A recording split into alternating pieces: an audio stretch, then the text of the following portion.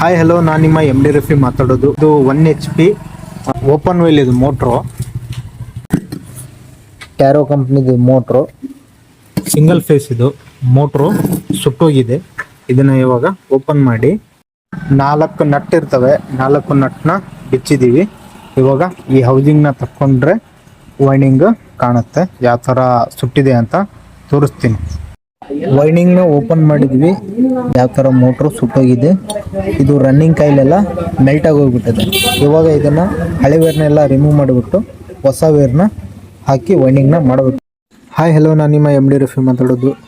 ಆವಾಗಲೇ ಮೋಟ್ರನ್ನ ಬಿಚ್ಚಿದ್ದೆ. ಇದು ಟ್ಯಾರೋ ಕಂಪ್ನಿದು. ಇದಕ್ಕೆ 24 ಸ್ಲಾಟ್ ಬರ್ತವೆ. ಇದಕ್ಕೆ ಇದು ಸಿಂಗಲ್ ಫೇಸ್ ಇದೆ ಮೋಟ್ರು. ಇದನ್ನು ಇವಾಗ ರಿವೈಂಡಿಂಗ್ ಮಾಡಬೇಕು.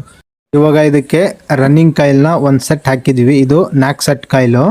ಇದು ನೋಡಿ 6, 8, ಆಮೇಲೆ 10, 12 ಈ ಥರ ಪಿಚ್ ಇದಿರೋದು. ಇವಾಗ ರನ್ನಿಂಗ್ ಕಾಯಿಲ್ನ ಹಾಕಿದ್ದೀವಿ. ಈ ವೈರ್ ಸೈಜ್ ಬಂದ್ಬಿಟ್ಟು 0.8.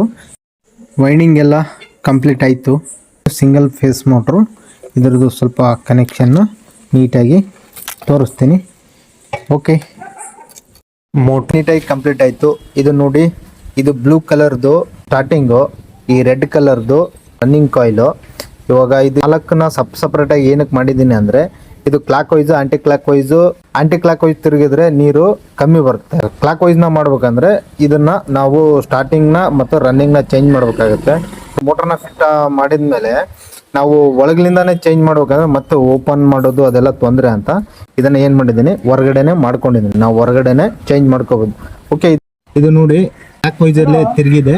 ಇವಾಗ ಮೋಟ್ರು ಕರೆಕ್ಟ್ ಆಗಿದೆ. ಓಕೆ, ಇದೇ ಥರ ವಿಡಿಯೋಸ್ನ ನೋಡ್ತಾ ಇರಿ. Okay, thanks.